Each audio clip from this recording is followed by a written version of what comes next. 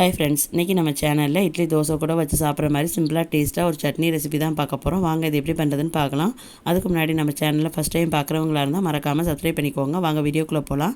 அடுப்பில் ஒரு fry pan வச்சுக்கோங்க. அது ஹீட் ஆனதுக்கப்புறம் 3 ஸ்பூன் எண்ணெய் ஊற்றிக்கோங்க. 3 ஸ்பூன் எண்ணெய் ஊற்றிட்டு எண்ணெய் ஹீட் ஆனதுக்கப்புறம் இதில் 10 வரமிளகாய் சேர்த்துக்கோங்க. சேர்த்துட்டு ஒரு டைம் நல்லா கலந்து விட்டுக்கோங்க. கலந்து விட்டுட்டு இதில் 3 பெரிய வெங்காயத்தை நறுக்கி சேர்த்துக்கோங்க.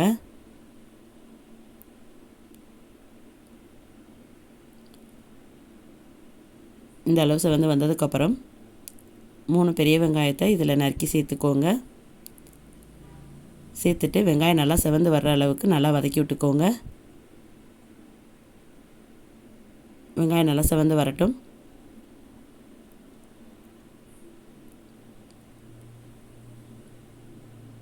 வெங்காயம் நல்லா செவந்து வர அளவுக்கு வதக்கி விட்டுக்கோங்க. இதுக்கப்புறம் இதில் 3 தக்காளி சேர்த்துக்கோங்க. 3 தக்காளி நறுக்கி சேர்த்துட்டு இதையும் நல்லா வதக்கி விட்டுக்கோங்க. தக்காளி நல்லா மசிஞ்சு வர்ற அளவுக்கு நல்லா வதக்கி விட்டுக்கோங்க.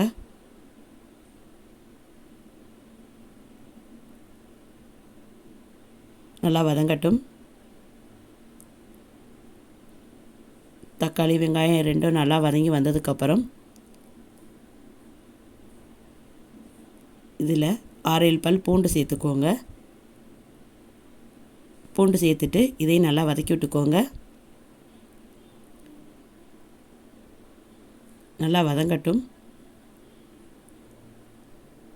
இப்போ இதில் ஒரு கைப்பிடி அளவு கொத்தமல்லி தழை சேர்த்துக்கோங்க. சேர்த்துட்டு ஸ்டவ் ஆஃப் பண்ணிவிட்டு இதை ஒரு டைம் நல்லா வதக்கிட்டு ஆற வச்சுக்கோங்க. ஆற வச்சுட்டு மிக்ஸி ஜாரில் சேர்த்துக்கலாம். இப்போ மிக்ஸி ஜாரில் சேர்த்துட்டு இதில் கொஞ்சமாக தண்ணி ஊற்றிட்டு மூடி போட்டு அரைச்சிட்டு வந்துக்கலாம். கொஞ்சம் குறைப்பாக அரைச்சிட்டு வந்துக்கோங்க. இந்த மாதிரி அரைச்சிட்டு வந்ததை ஒரு பாத்திரத்தில் மாற்றிட்டு இதில் கொஞ்சமாக தண்ணி ஊற்றிக்கலாம். இப்போ தண்ணி ஊற்றிட்டு இதை ஒரு டைம் நல்லா கலந்து விட்டுக்கோங்க. உப்பு போட்டுட்டு நல்லா கலந்து விட்டுக்கோங்க. இப்போ இதுக்கு ஒரு தாளிப்பு கரண்டியில் கடுகு கருவேப்பிலை போட்டு தாளித்து ஊற்றிக்கோங்க. அவ்வளோதாங்க, சிம்பிளான டேஸ்ட்டான இட்லி தோசைக்கு ஒரு சட்னி ரெடி பண்ணியாச்சு. இதே மாதிரி நீங்களும் செஞ்சு பாருங்கள். பிடிச்சிருந்தால் லைக் பண்ணுங்கள், ஷேர் பண்ணுங்கள். மறக்காமல் நம்ம சேனலை சப்ஸ்கிரைப் பண்ணிக்கோங்க. இதே மாதிரி அடுத்த வீடியோவில் பார்க்கலாம். பாய்.